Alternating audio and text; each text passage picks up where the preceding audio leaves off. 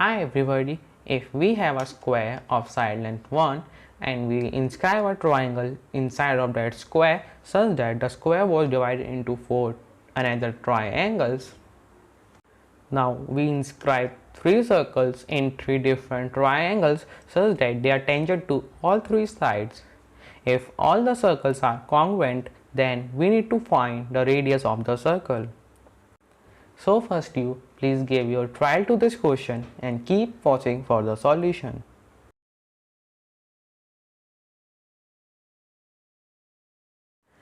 Now here is our figure, and first thing that we always do is just drop the radius to the tangential point from all 3 circles like that. Now we need to learn a theorem.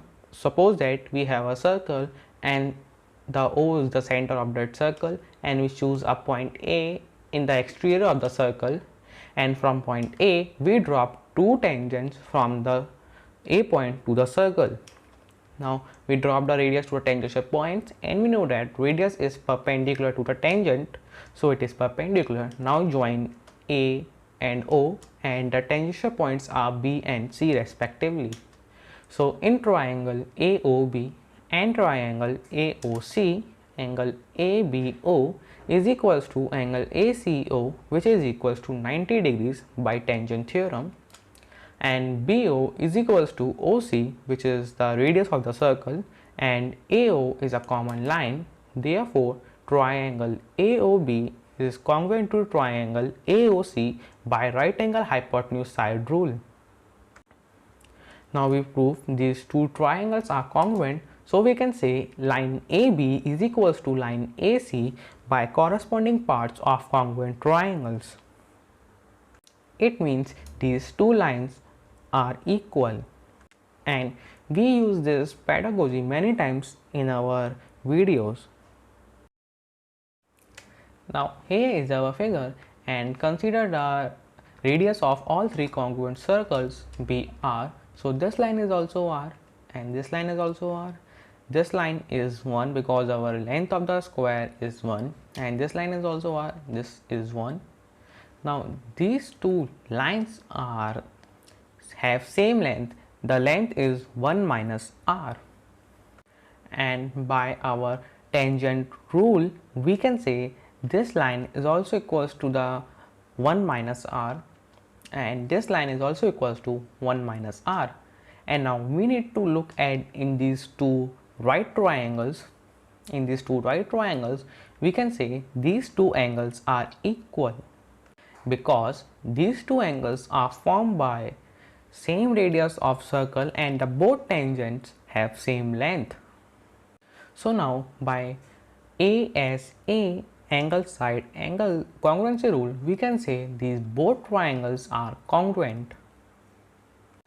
Now by using this congruency we can say the hypotenuse are equal, so these 2 lines are also equal, and by our tangent rule we can say this line is also equals to this red line, and this line is also equals to this red line. Now looking in these 2 sides of the square, they both are same, 1 and 1, both have length 1 and 1, and these 2 lines are divided into 4 parts. One is radius of the circle which have R length, and one is red line, and one is also R. So we can say these 2 lines are similar, they both have same length. So by using our tangent rule we can say this line is also equals to this green line, and this line is also equals to this green line. Now call all the red lines be A and all the green lines be B, and we have our blue line is equals to 1 minus R. Now looking in our this right triangle, now we use Pythagoras theorem, which is a very great theorem in this triangle. So 1 minus R plus A whole square is equals to R plus A whole square plus 1 square. So expressing this more, we have this. Now we cancel 1 on both sides, and R square on both sides, and A square on both sides. So finally we have this, and now we divide both sides by 2, so we have this. Now simplifying them more, we have this, so we have a is equals to r divided by 1 minus 2r, and let's call this be our equation first. Now we have given the length of the square is 1, so we can write 1 is equals to r plus a plus b plus r, and using our first equation a is equals to r divided by 1 minus 2r, and now putting the value of a, so we have this, and now simplifying them more, so finally we have something like this, and so finally we have b is equals to 1 minus 5r plus 4r squared divided by 1 minus 2r. So simplifying this more, so finally we have b is equals to r minus 1 times 4r minus 1 divided by 1 minus 2r. And please also remember this equation, this is very important. So now looking in our this right triangle, so using the Pythagoras theorem again, we can say 2b whole square is equals to b plus r whole square plus b plus r whole square again. So simplifying this more, we have this, so after doing some substitution we have this, and now divide both side by 2, so we have this. Now using the quadratic formula, so we have b is equals to negative of negative 2r plus or minus negative 2r whole square minus 4 times 1 times negative r square divided by 2 times 1. So finally we have this, so we have b is equals to r plus or minus r under root 2. Now we need to find whether we put plus or minus. So now we know that under root 2 is greater than 1, so if we put minus, then this b quantity becomes negative and side will never be negative, so putting plus is a good decision for that. So we have b is equals to r plus r under root 2, and this is the value of b that we found previously. And now fusing these both equations, so we have r plus r under root 2 is equals to r minus 1 times 4r minus 1 divided by 1 minus 2r.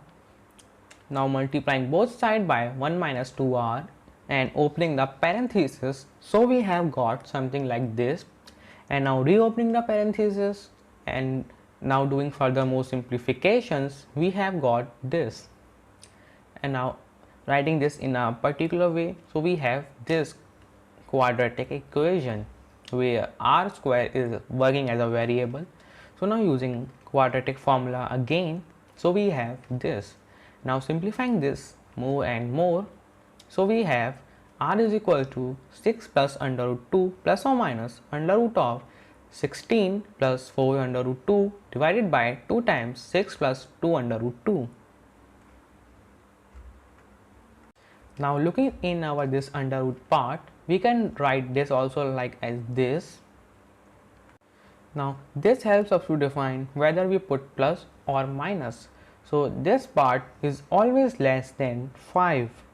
So if we put plus, then this r quantity will approximately goes to 1, which is not possible, and if we put minus, then this becomes 0.2 something like that, so this is possible. So putting minus is a good decision for that.